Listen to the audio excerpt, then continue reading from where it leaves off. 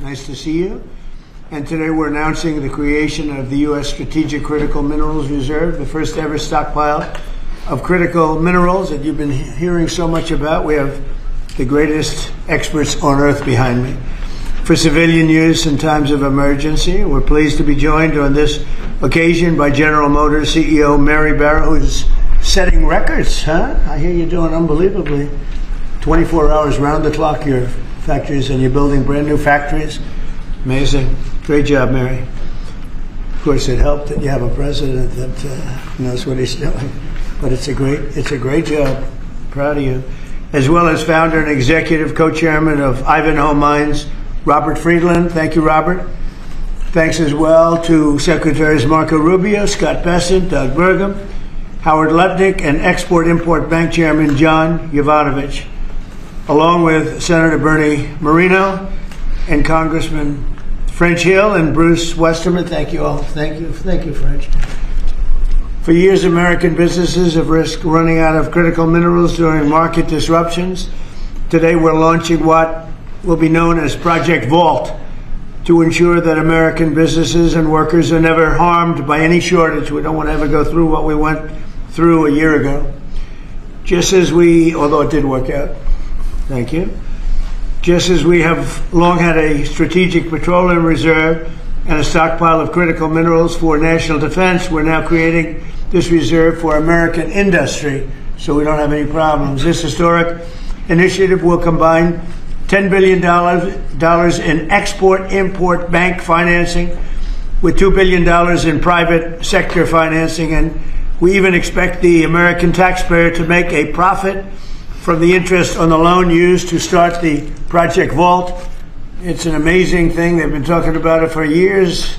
Other presidents did a lot of talking, but they didn't do anything. Over the past year, my administration has taken extraordinary steps to make sure the United States has all of the critical minerals and rare earths that we need. We're investing in mining projects. We're expediting federal permitting. The federal permitting, and a lot of it is Lee Zeldin, who's been fantastic, but federal permitting is such a big deal. And we're doing that. The permitting of mines and signing major critical mineral deals with countries from all over the world, and we're getting along with all of them. Every one of them, they want to be in the proper position. We're working very well with countries from all over the world. Today, we're building on these achievements with this vital new reserve, and now I would like to ask XM Chairman John Yovanovitch to say a few words, followed by our friends from business and Congress. We'll go over that, but we have some great business leaders, the best, here today. And John, if you would start it off, that'd be great. Yeah. Thank you. Thank you, Mr. President. The President gave us a very clear directive. By clear directive, it was much more of an order for us to figure out how to, for the first time in American history, create a strategic critical minerals reserve in a way that would benefit the non-military manufacturing complex. And the challenge was enormous, not simply because it had never been done before, Mr. President, but we knew that you expected us to deliver in a big way, in a way that was scalable, in a way that was designed for long-term success, and in a way that would help revitalize our domestic mining industry. But most importantly, most crucially, that it not be subsidized by American taxpayers. And so that's exactly what we've done. Mr. President, what you've announced today is a truly uniquely American solution. It brings together our capital markets, which are the best and biggest in the world, with our manufacturers, our innovators, our miners, all pitching in to make this possible. Now, these things don't happen without the best and the brightest within industry being at the table.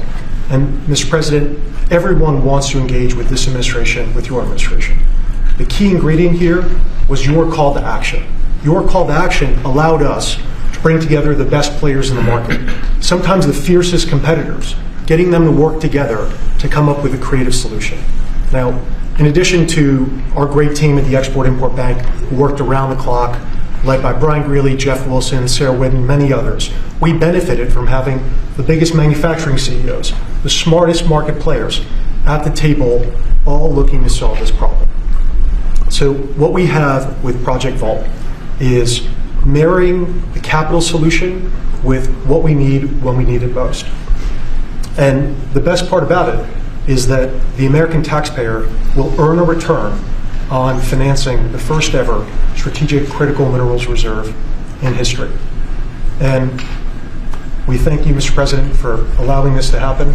All of the people around us today help make it possible.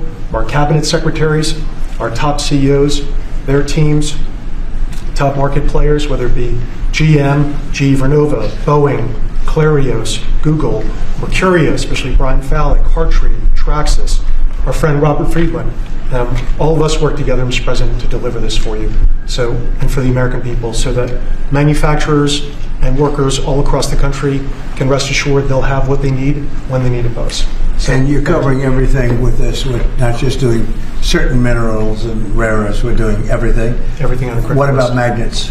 We're focused on the critical raw materials, and we anticipate that led by our great manufacturers, will help breed even more solutions. All right, folks, buckle up, because what you just watched from Forbes Breaking News is one of those moments of mainstream media covers, but absolutely does not contextualize honestly. So let's break it down patriot to patriot and talk about what's really going on here and why it matters for the future of this country. This wasn't just another Oval Office press event. This was a line in the sand moment for American sovereignty, American industry, and American workers. While the media glosses over it as Trump takes questions about Iran, the Kennedy Center, Epstein, and more, what actually happened here was President Trump laying out a full spectrum America First strategy economically, industrially, and geopolitically. And let me tell you right now, if you care about independence from China, good-paying American jobs, and national security, you should be paying attention. So hit that like button, subscribe to the channel, and let's get into it. Hundreds of millions of tons of coal leases. That's going to help drive electric prices down in America. Permitting, you mentioned this in your remarks. There were some permits that it's lingered for 29 years. They got done in 4 months last year under your administration. And under your emergency authorities, some of these permits got done in as short as 12 days. You helped create a club of nations to help balance out the fact that we didn't have markets that were functioning around critical minerals. You led off with Australia, Japan, Korea, Saudi Arabia, and Thailand. This week we'll announce 11 more countries that are joining that club of nations as part of this global coalition. And behind that in the pipeline, there's 20 more nations that want to join under your leadership to allow for trade of critical minerals. And then here we stand today with the teamwork that was described. This would not have been possible without incredible cabinet that you put together. Marco Rubio, Scott Bessent, Howard Lutnick, Chris Wright, and many others were involved in bringing this together through the vision. Standing with us today are some of our chairmen of our great congressional leadership who also have supported this and helped us find a way to do this without any appropriations. This is happening without tax dollars. And of course, our team on the ground here at the White House, including David Copley and everybody else at the NSC, David leading the global supply chain work, the folks working with the Ex-Im Bank team, working around the clock to make all this happen. So again, when you lead, when you put out a challenge, the teamwork happens. And then here we stand today. This is the largest Ex-Im Bank deal in the history of the Ex-Im Bank by more than double, and this is going to help drive national security. It's great for American manufacturers. It's great for American workers. Congratulations, President Trump. Thank you. You're doing a fantastic job, Doug. Thank you. Could I ask Mary Barra, the Chairman CEO of General Motors, which is setting records every single day, and she's doing a fantastic job, to say a few words and also discuss how good the car business is now in the U.S., please?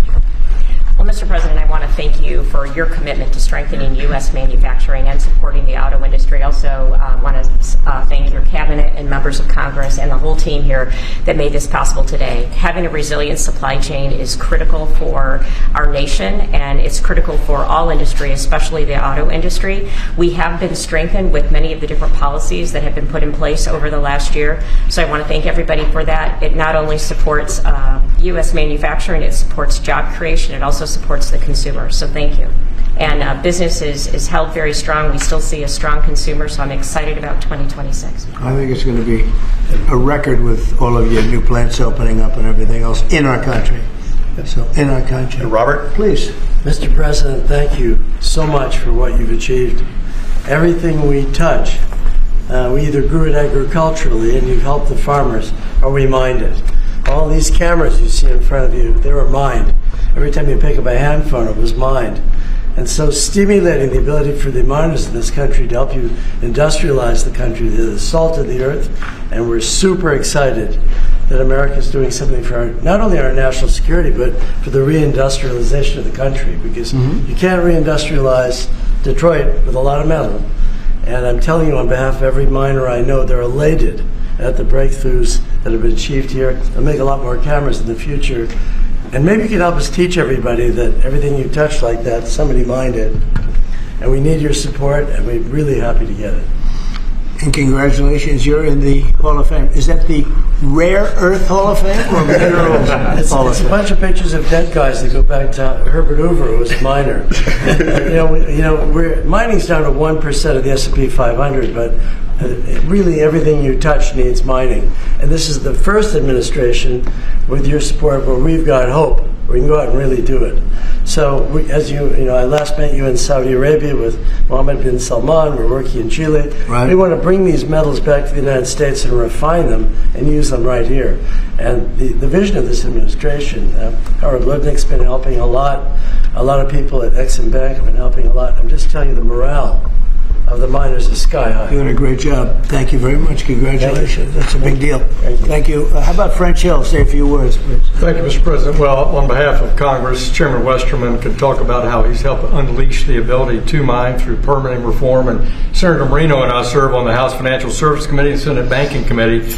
And we're best in this country when we take the private sector and we leverage it to unleash the directions that you're made. And so together with our reauthorization of the Exim Bank, we leverage that resource with private sector dollars to make this a success. And it's going to be a huge strategic change in America's industrial capacity. Big difference, right? Big difference. There's never been really anything like what we're doing. Bernie, please. Not to be hyperbolic, but if you hadn't been elected, the auto industry in America would be over. The country would be over. Completely over. The country would be over. Well, but the auto industry would have been gone first. What the Democrats had done with electric vehicles, the mandates, what you were able to accomplish last year, Secretary Lutnick, what Secretary Bessent was able to do with your leadership has transformed the auto industry.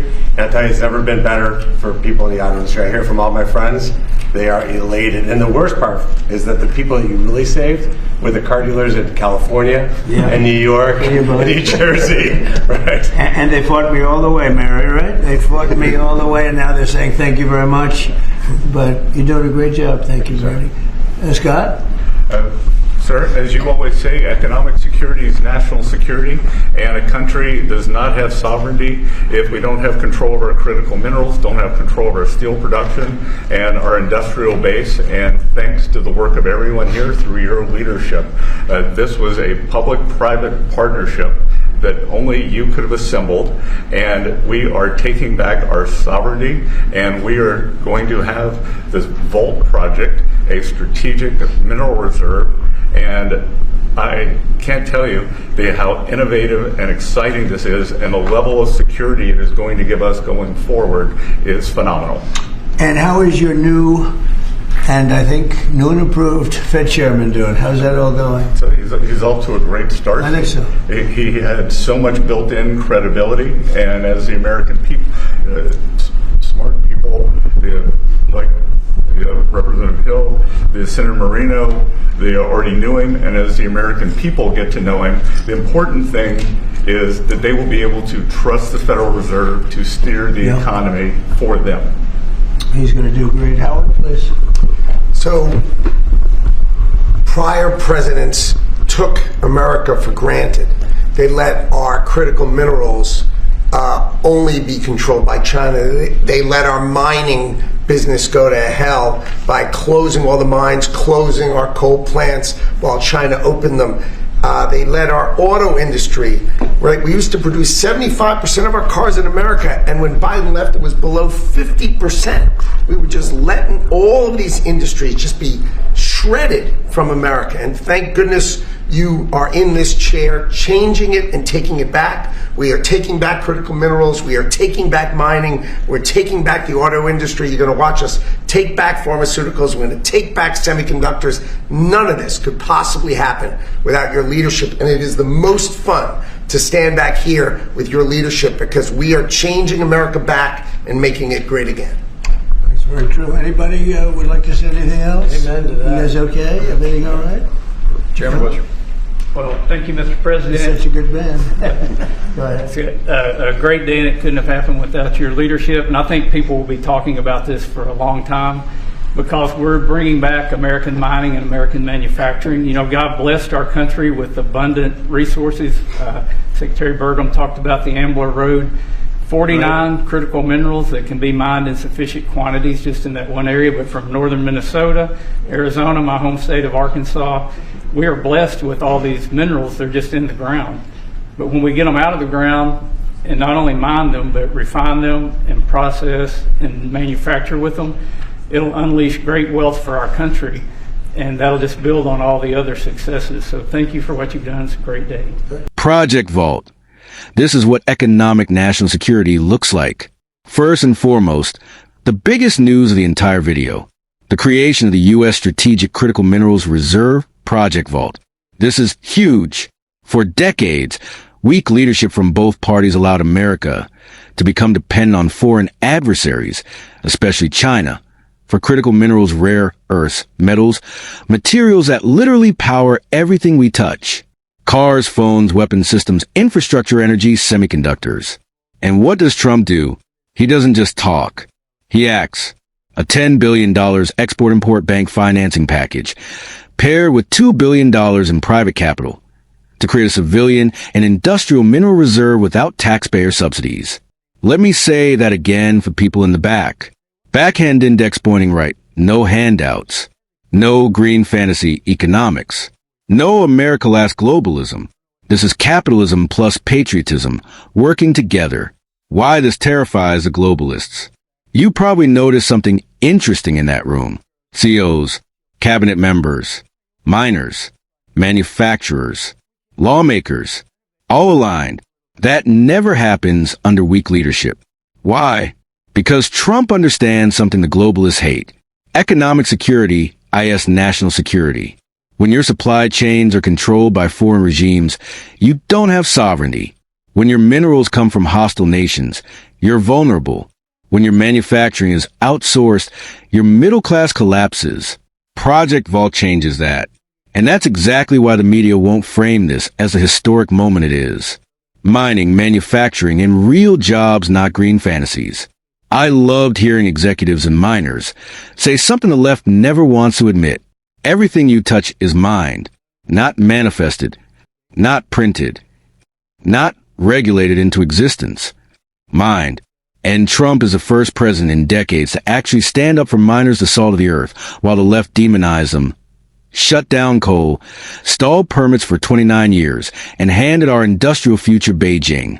Under Trump, permits cleared in months or days, coal leases reopened, Alaska unlocked domestic, refining prioritized manufacturing, returning home. That's not ideology. That's results. The auto industry, saved from self-destruction. Let's talk about the auto industry. If Biden's EV mandates had continued, Detroit would be a museum. Trump ripped the brakes off that insanity. And you heard it straight from industry leaders. Production is up, consumers are strong, new plants are opening, jobs are coming back. The same dealers who fought Trump, now they're thanking him. That tells you everything. Kennedy Center, fixing what elites let rot. Now, the media wants to make this about Trump renovating the Kennedy Center. But listen closely. It's falling apart. Unsafe. Dilapidated. Billions wasted elsewhere on renovations that go nowhere. Trump says, shut down, do it right, no waste, no endless delays. That's how builders think. That's how leaders think. Not ribbon-cutting politicians, doers. The Fed, Iran, Ukraine, adults back in the room. On the Fed renovation, Trump asked the obvious question everyone else is afraid to. How do you spend billions on a small renovation? That's not conspiracy. That's accountability. On Ukraine and Russia, he talked about ending the killing, not funding it forever. On Iran, strength plus diplomacy. Ships in the water. Talks at the table. That's deterrence, not weakness. The big picture patriots need to see. This wasn't chaos. This wasn't ego. This was strategy. Bring resources home, rebuild industry, cut dependence on adversaries, protect workers, restore sovereignty. This is what America First actually looks like when it's implemented, not just campaigned on. And whether you love Trump or hate him, one thing is undeniable. Backhand index pointing right. This country moves forward when leadership is decisive.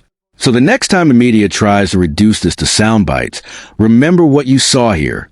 America reclaiming its resources. America reclaiming its industries. America reclaiming its future.